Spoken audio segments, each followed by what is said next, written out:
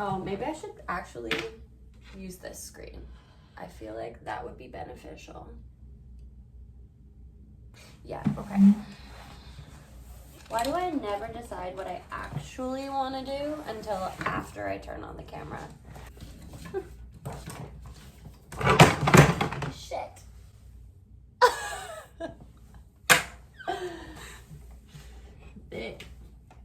There we go. There we go. No. Okay. Well, let's see if I drag some. Oh, okay. Yeah, so if I drag something over, we can definitely see that, right? Hello and welcome to this week's video. If you saw last week's video, then you know that I am not teaching anymore. I actually, by the time this video has aired, I will have finished my first week working in communications in downtown Seoul. If you haven't seen that video yet explaining why I stopped teaching, then I'll link it here for you. But anyways, in today's video, I thought I would share a little bit more about how exactly I found my non-teaching job. I know that there are lots of people who are interested in moving here who are not necessarily interested in being teachers. So hopefully this video helps you, navigate the marketplace for non-teaching jobs. I'm gonna tell you right now, it's a lot easier to get a teaching job than it is to get a corporate job here. Today, I'm gonna talk about 3 different things that I think are important to note when you are looking for a non-teaching job. So I'm gonna talk about where you find them, what the interview process is like. I interviewed with a couple of places, but obviously everyone's interview process is gonna be a little bit different. And then the last one is about just like resumes. So what my resume looked like and what sort of experience I have. RIP my monitor, but I'm gonna show you on my laptop. The first thing that you have to do is find these jobs. So when I was first starting my journey trying to find this non-teaching job, I actually watched a video by another foreign content creator here in Korea. Her name is Rachel Rose Diary, I think. I don't know. I'll link the video up here so you can watch her video as well.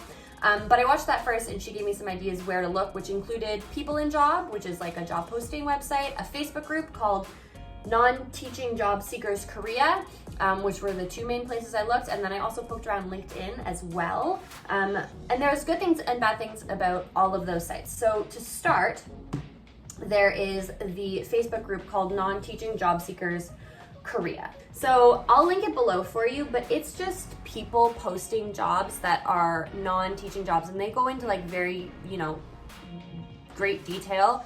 But most of the time here, the job postings are entirely in English, which is great in one way. But then also the thing that is not so great about these jobs is I've noticed a lot of them will not sponsor your visa. So a lot of them are looking for F6 visa holders, which are like people who are married to Koreans or like permanent residents here.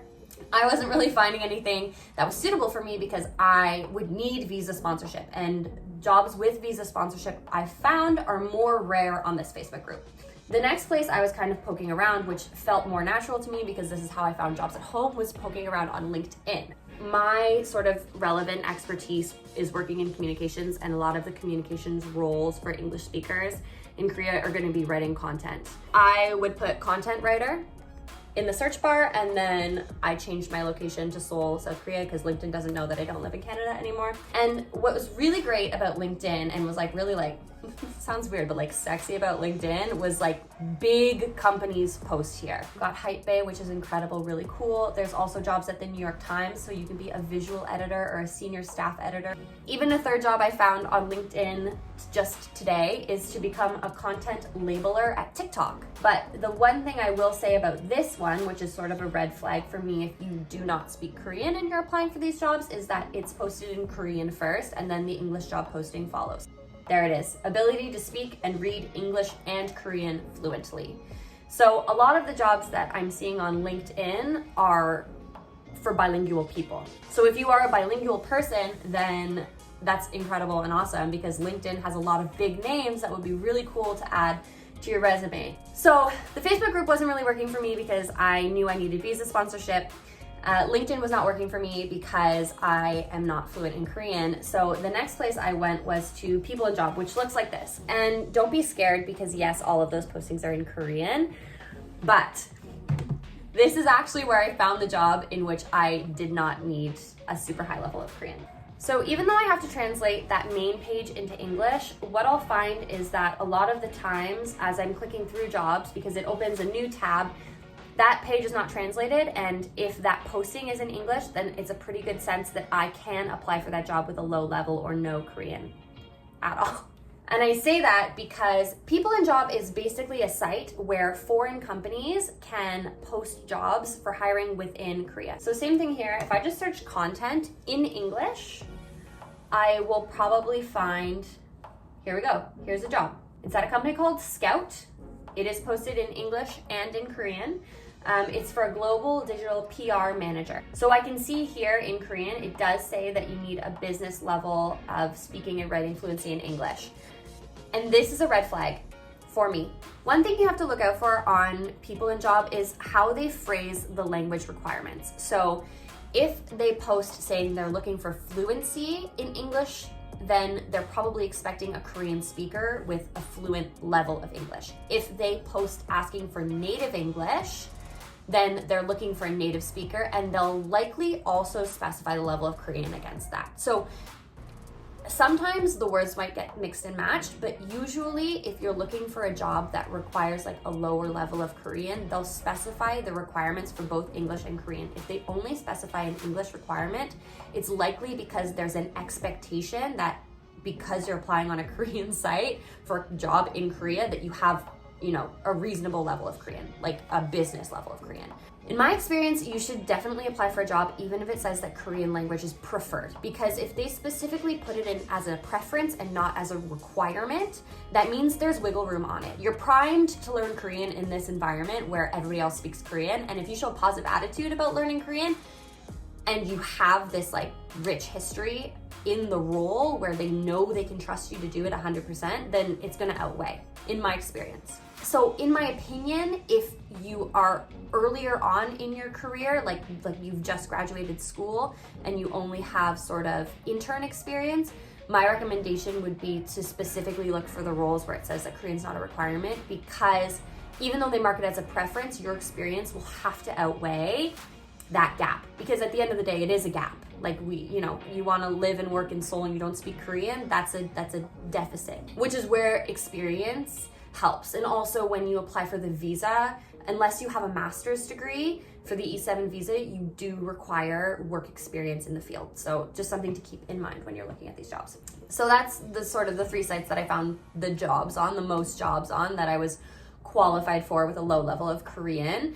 I think the next best place to go would be to my resume, which I'm not going to show you because it has a lot of personal private information on it, but I'll send you like the template if you want it. The resume that I used is not super different from my teaching resume because my job experience is all the same. Obviously, as with any job that you apply for, your resume and your cover letter need to be suited to that job. A big tip for anybody looking for a job anywhere in the world is that your cover letter should basically be a copy of the job posting. If they specifically use the word collaborative instead of teamwork, then use the word collaborative. Don't use the word teamwork or like good team member. Say you're collaborative, because sometimes they'll run these resumes and cover letters through like a keyword searcher. So then they'll put in the keywords that they want in the vocabulary that they use.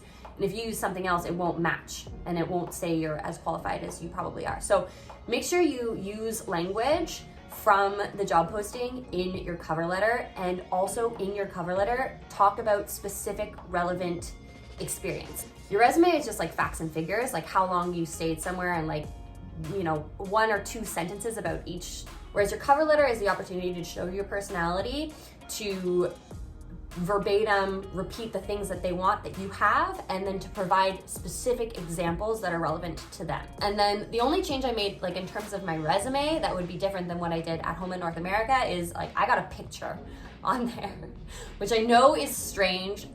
Practice in North America for sure. I'm pretty sure it's like illegal to ask for pictures in North America, but it is not here. So put your picture on your resume. I did absolutely include my teaching experience, even though it doesn't seem directly related to working in communications. I don't want to show a gap in my resume because that looks worse than working in a job that's not immediately in the same field. B, I want to demonstrate that I have worked in Korea and that I have lived here for some time. And C, there's nothing that you can't transfer between jobs. Like, you're always going to learn something at job A that's going to be relevant for job B, and vice versa, even if they're completely different. This is the resume that landed me in the span of a week, like 4 job interviews, and in the span of 2 weeks, I signed it for a job. So very quickly. And on that note, let's talk a little bit about what sort of the interviewing process are like. I was applying for these jobs in times of COVID. When I actually was applying to these jobs, the interviews were all via Zoom, which made it possible for me to do them on my lunch break. Outside of that, it could be very, very difficult to find time to interview, especially if you have to go into the office when you're working a teaching job. So that's just something to keep in mind. If you're already here and you're working as a teacher, it might be more difficult for you to find time to interview, because obviously no one likes to come in early to work and no one likes to stay late. So it's just more of a challenge. But because everybody was meeting remotely at the time that I was interviewing, it made it so that I could literally sprint home on my break after kindergarten, before elementary, to do all of these interviews on Zoom. And I did have a couple of different interviews. Some were panel based, so I was interviewed by 4 or 5 different people that I would be collaboratively working with. And others were from the get, one-on-one interviews. All of the interviews were done in English, and every single time they asked me if I spoke Korean. Even if it was not stated as even a preference, it was never assumed that I spoke Korean, and everybody asked me. You know, the best way to answer that, obviously, to answer any interview question, is to be completely honest. And so I told them exactly what I'll tell you now, which is that I am not confident in my Korean ability. I have a very early beginner level, but I am determined to improve that because I want to make the work environment as collaborative as possible with all my coworkers. Even if the person who is interviewing you is speaking English, that does not by any means mean that anybody else at the office speaks English. So yes, every single time they ask me if I spoke Korean, and then most of the interview just follows any other interview. So they're asking me sort of specific questions about my experience, why I was drawn to the role in the first place, what makes me think that I'm a good candidate for the role. The only thing I would say that was like a little bit different was that the panel interview happened all at one time. Like, usually when I interview in North America, what would happen would be I would meet with like one person, and then if that person had a good vibe about me, they'd be like, okay, just wait here, I'm gonna go grab someone else. Then they would go grab that person. And so it kind of turned into a panel interview, or it was like a rotating panel interview. But when I did panel interviews here, it was like everybody was in the room at the same time. So I was like talking to 6 or 7 people. So just be confident. Prepare. You should always you should try to anticipate every single question they could ask you, and have prepared answers. Like, I also loved interviewing on Zoom because I fully had notes beside me of exactly talking points I wanted to hit, questions I was expecting. Love interviewing on Zoom. So good. So I think that covers it. I don't know. I'm going to have to watch this back when I edit. But if you have any other questions about finding a non-teaching job in Korea, specifically sort of a corporate communications role, then I'm happy to answer those questions. You can DM me. You can put them in the comments below if you want to share with everyone. For privacy, safety, concerns, reasons, yada, yada, yada, I'm not going to share where I work or what I make, but everything else pretty much is fair game. So yeah. Anyways, that's it for this week's video. I hope you enjoyed, and it shed some light on how I found my new job in PR in Seoul without speaking Korean. Don't forget to like, comment, and subscribe if you enjoyed this video. I post new videos every Sunday about my life here in Seoul, South Korea as an expat. Why did I sing that? Anyways, that's it. Okay, bye. Have a good week. See you next weekend. Bye.